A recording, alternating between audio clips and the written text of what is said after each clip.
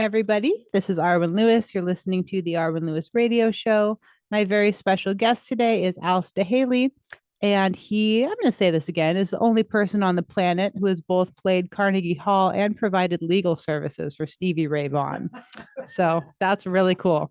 He's here all the way from Austin, Texas, doing some shows out here in California. And it's so nice to be to stop by the studio in Santa Barbara and do this show. And Al and I are performing with Walk the Whale this Friday, September 1st at Lost Chord Guitars in Solving. So you can come check us out there. Show starts at 8 p.m. Tickets are available at the door. They're $10 or at lostchordguitars.com. And anyway, Al, I thought we could kind of finish up talking about your experience in the band Spirit. And so you were the primary songwriter, lead singer, and bass player. And then I just thought we could talk about some of your shows. Like, what are some highlights of? I'm sure you played some amazing venues and concerts with them. So, well, what was you that just like? mentioned the Carnegie Hall, so that it's kind of hard to. I'll tell you a funny story that kind of ties about Carnegie Hall show that ties into a little bit of what I was telling you earlier about my summer of '69 in New York. When I was working for ASCAP in that summer of '69, I got them to buy tickets for all the Schaefer concerts in the park in Wallman Rink. I mean, and everybody was coming through there. That was Woodstock summer. And Ron Delsener was the promoter that promoted those shows. And so I got friendly with Ron because I'd be at the shows and he knew I was the guy from ASCAP, just kind of trying to meet and say hello to the acts and their management. Really, it was a scam for me to get to go to all these shows, but I talked to ASCAP into buying these tickets. So anyway, skip ahead. That was '69. Skip ahead to '72. April of '72. Spirit was headlining Carnegie Hall. Well, the dressing room at Carnegie Hall are upstairs, and when you come down the stage, you come down kind of a narrow stairway. I'm coming down with my bass on, ready to do the show. Who do I meet coming up the stairs? Ron Delsener, who's the promoter of the show, who did not know I was in Spirit. And I meet him on the stairway. He looks at me and said, "What are you doing here?" I said, "I'm working for you tonight." "I didn't know you were in this band." And so that was a memorable night. Dr. John, I can't believe it when I say this now, Dr. John was our opening act that night. And that was the era of Dr. John in full robes, regalia, makeup, glitter, throwing glitter everywhere. Sounds great. His gree bag, the whole shebang. In fact, we did a lot of shows with Dr. John because we had the same booking agency. And sometimes we did shows, but we could always tell if he'd been to the city before us because there would be glitter in the grand piano. What a cool memory. Oh, man, there was. Well, and so, I mean, I'm sure we could talk about Spirit for the rest of the show, but I wanted to ask you, like, who are some of your greatest musical influences? Wow. Gosh. Well, in the really early days, like, before I started writing songs and everything, like I say, did so many in those days. And you can even tell it with the Beatles on their first album. If you were in a band, you were expected to play all different kinds of things. And you can tell that, like, that apparently the Beatles had to do that in the beginning too, because they were, that first album they were doing, there were bells on the hill, but I never heard them ringing. That song, I mean, that good impression, yeah. I mean, they were doing, yeah, the Fifth Beatle. They were doing right here on the show, the Arwen Lewis show. They were doing covers. So I mean, in the beginning, I just liked good songs, and so I mean, I liked. But I mean, let's face it, Chuck Berry was very influential, and Buddy Holly. Believe it or not, let's see, who was it? I'm blanking on the blues, but there were certain blues guys, coming from Texas. There was great influences because there's so many blues players from there. you're close to Mexico, you get Mexican influence. You're close to Louisiana, you get the whole New Orleans influence. So it's a kind of a whole gumbo of influences. Like when I was in high school, Jimmy Reed is who I was trying to think. Jimmy Reed was a big thing when I was in high school.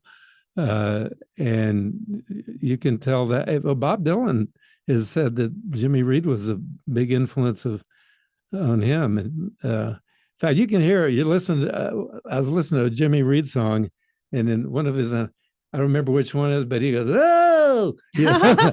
And I thought, that's where Dylan got that, you know. Oh. And then sneaky. Bob Dylan was very sneaky. He was sneaky. Yeah. And anyway, so Chuck Berry, Buddy Holly, but then we were even doing venture songs, but we had to do a couple of country songs, and but ultimately I got to play with Chuck Berry. If you want to hear about that. Yeah, let's talk about that. I mean, cool. Many people did, because as you probably heard, there was a long period of time when, quote unquote, many. Yeah. Yeah. Well, he would make the promoter hire a band to back him up. He would just show up with his guitar. And this was kind of after the prison years, you know. When, you know, because he was, you know, Joni Mitchell has said, and I agree, she had said at one point that he's one of her favorite lyricists. I mean, when you listen to those songs, it's not just, you know, I mean, the stories he tells and the way he tells them were brilliant. But this was kind of after he was having a lot of hit records, you know, in the mid 60s. And so anyway, my college band was hired to back him up for 3 days in Houston and Galveston. And we got there the first night in Houston, really the first afternoon, got set up, expected Chuck to be there to probably go over some songs. The club owner didn't even know if he was in town. I hadn't heard from Chuck. Finally, he's getting nervous. And we went back to the motel, changed clothes, came back. Club was packed. There was no Chuck Berry to be found. The club owner said, "Well, you guys just start playing," you know. So about 45 minutes in our set, I'm standing up on stage looking, I see the front door swing open. Here comes Chuck with a Gibson guitar case in one hand and a blonde white woman in the other. It's like that scene in Crazy Heart. And it walks up to the stage, opens the guitar case, puts that Gibson 335 or whatever it was around his neck, walks up, plugs in, kind of nods to us, and just starts playing songs. He doesn't tell us what he's going to play. He doesn't tell us the key. You had to look around and see where his hands were.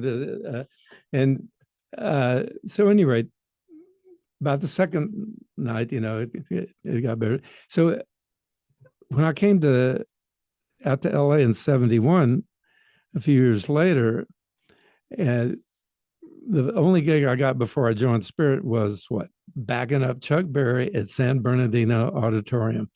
So I go back and backstage before I say, "Chuck, I don't know if you remember me. We worked together back in Texas a few years ago, and I know how you like to work. You don't like to tell us what songs you're going to play, but if you would just shout the key before the song, that'd be a big help." He said, he looked at me and said, "Man, I'll give you a 4-bar intro." Yeah. I said, "Okay, never mind." He figured by the time he went, he ought to be able to figure out the key and probably the song. So. Oh, what a great story. Well, I mean, and you've also played with some other amazing musicians. So anyways, I thought let's talk about the musicians before we go out to break really quickly, who are on Somewhere in West Texas. That's your most yes. Yeah. Well, in fact, let me tell you how this came about. I wasn't even planning to do an album, which is, I think, one reason I really like the way it turned out, because nobody was really trying too hard in terms of making serious, we're going in to do an album. This was kind of during the pandemic. Even though I spend most of my time in Houston, we have a place out in Marathon, Texas, which is the closest town to the entrance to Big Bend National Park. And you enter Big Bend National Park there, and you come out the other side in Terlingua, which you've probably heard of. So there's the two ends of Big Bend National Park if you drive through it. And we were out there for a month. Everything was kind of shut down. And I was thinking, I got all these songs I keep saying I'm going to record, and I haven't done them. And I've heard there's a studio in Marfa, which is like 45 minutes away. And I know two really good musicians there. Fran Christina, who had been with the Fabulous Thunderbirds. He was a drummer on really, I think, all the songs you probably remember from the Fabulous Thunderbirds. And he and his wife had relocated to Marfa a while ago. His wife, Julie Speed, is a very well-known painter and very successful. And also, I knew a guitar player that I referred to earlier, the Scrappy Jud Newcomb. He had relocated from Austin. And so I called him up and I just said, hey, I heard there's a studio. I just want to lay some songs down. And Scrappy said, yeah, okay. Actually, I know the guy that's got studio. In fact, I'm going to be doing another session there. He said, Chris Maresh is coming to town to play bass on this other session. And as soon as that session is over, we can probably do yours. And I said, well, see if Chris wants to play bass on my record, because I don't want to play bass on it, because I wrote the songs on acoustic guitar. And Chris, if you don't know who he is, incredible bass player. He played with Eric Johnson for years. He played Michael McDonald records. He played with great bass player from Austin. And I'd seen he and Scrappy work together with Johnny Nicholas. I knew they had a thing together. So we had one rehearsal at Fran's, went over 6 songs, and then cut 6 basic tracks in the first day. And then went back and did a few overdubs another day. And anyway, they're the ones that talked me into it. They said, man, come back with 5 or 6 more songs and you'll have an album. I said, really? They said, yeah. So about 6 weeks later, I went back and we did 6 more. And the rest is history. Yeah. I mean, like I said, it probably, if I'd said, let's go do an album and got all serious about it, we wouldn't have had as much fun doing it. And I think the fun comes through on this record. Yeah. You can totally hear that on all the songs. They're all so amazing. And all the songs that you're hearing today on the show are from Al's recent release called Somewhere Out in West Texas. And we're going to take you out to break with the song Long and Hard and bring you back in with Emily. And we're here with Al Staehely, rock and roll legend, entertainment attorney. And you can look him up and more about his music on alstaehely.com. That's ALSTAEHELY.com, under Al Staehely on Facebook and at Al Staehely on Instagram. You're listening to Arwen Lewis on the Arwen Lewis Radio Show.